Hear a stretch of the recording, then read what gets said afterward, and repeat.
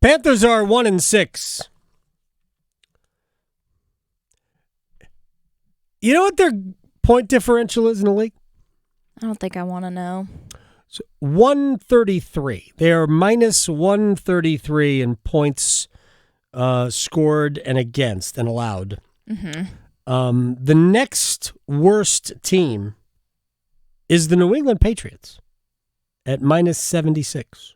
Oh, wow. Okay. Well, there you go. I mean, it's 57 points worse than the Patriots. Mm-hmm. But significant. Carolina has come to this point honestly. Mm-hmm. The defense isn't good. The offense doesn't help the defense out. And Dave Canales is proud of his guys. He's proud of his guys. They had good meetings and we had good practices. Mm-hmm. Vashti Hurt, who covers all teams. If you go to CarolinaBlitz.com right now, you might be surprised to see Duke football as the top story. That's where we are at this point, Vashti. Duke football is carrying the flag for the state of North Carolina in terms of FBS football and the NFL. They are the only team, right, who is above 500. The Blue Devils are 6-1. Let's get to the Panthers. What is your read on not only how fans view Dave Canales through the first 7 games of this season, but you personally, because you cover the team. What are your thoughts on where he is so far this season?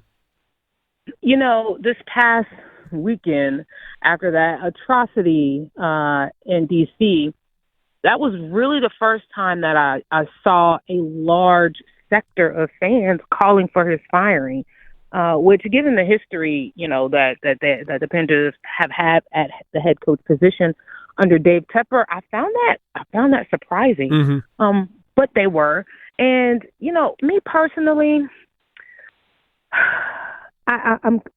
You just mentioned it, like, oh, we had great meetings. Oh, I'm proud of my guys. Oh, we played hard.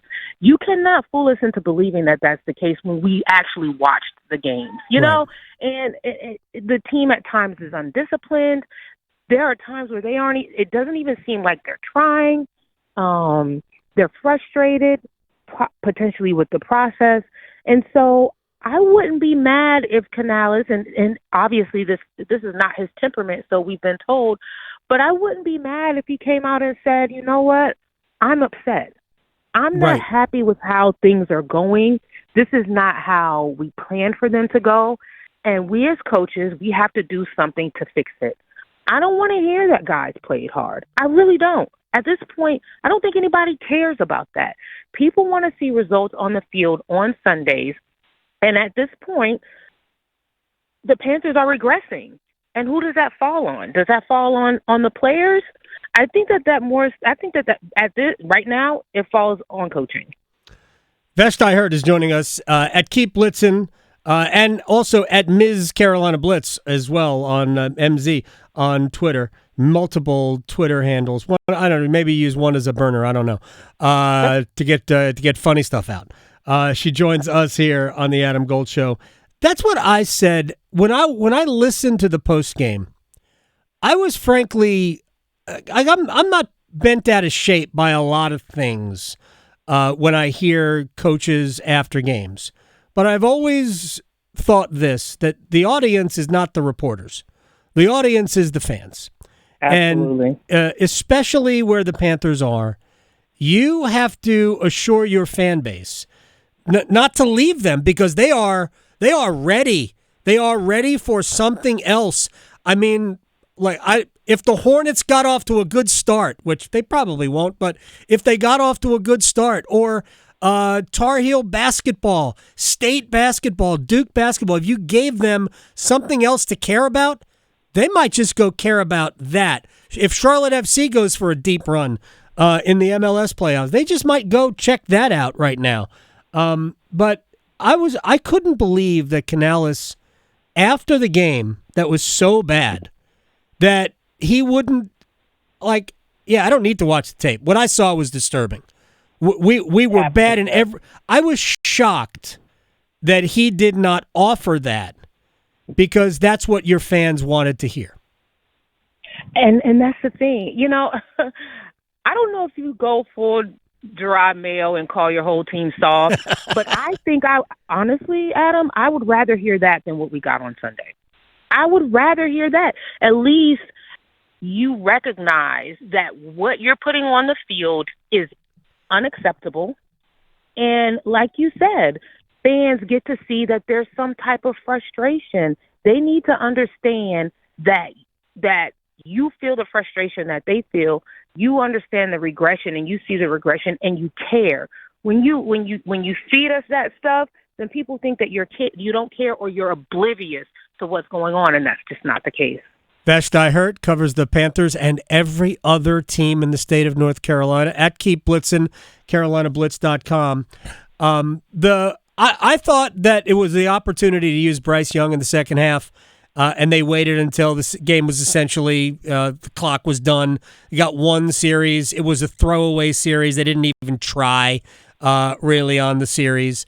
I was kind of surprised at that. I mean, I don't understand why you're running the ball on second down. It was like they just wanted to get it over with, and they did. I mean, they didn't call any timeouts. I get it. And then he doesn't answer questions about Bryce. What do you think their plan is for Bryce, if any?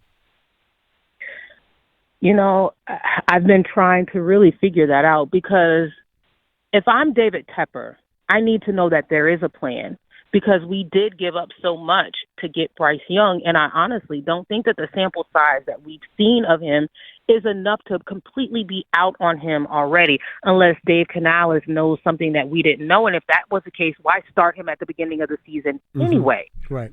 Only to bench him 2 weeks later. So I hope that there is a specific plan in place. We don't know what that plan is. They aren't letting us in on anything. Do you want to trade him? Are you keeping him on the bench so that you don't decrease his trade value? Do you legitimately, are you working with him in practice to try to improve his skill set? I figured that, like you said, play Bryce the entire second half. Yep. The game was pretty much over. You need to know what you have in Bryce Young before this next draft because the Panthers are on a one-way ticket to the number one overall pick again. Now, there are a couple of good quarterbacks in this draft. Do you have enough information on Bryce Young to say, "Oh, we're gonna stick with him," or "We're gonna abandon him and draft another quarterback"? I just don't think so. And so that's why I kind of pressed Canales yesterday, and I asked him, "Do you understand why we're asking these questions? You want to not address it at all." But these are legitimate questions given the fact that you benched Bryce after 2 weeks, and we need to know what the plan is, or we would like to know what the plan is. And finally, he acknowledged the sensitivity of the situation, but still no insight as to what's going on. So I don't even know if there's a plan or not. Vashti Hurt is joining us here on the Adam Gold Show. All right, you connect with fans better than anybody who covers the team.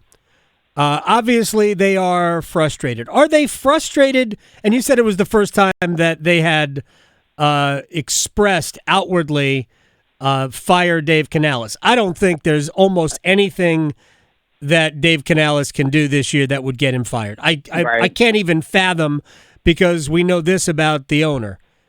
He is sensitive to what people say about him, and they have been saying that he's too impetuous, too impatient. So he will not fire Dave Canales this year. They could lose the rest of their games by 30 points each. I don't think he's firing Dave Canales. But are the fans already to the point where I joked about it, what else is happening? I'm checked out of this team. Are they there already? Did we lose? I think we lost Vashti.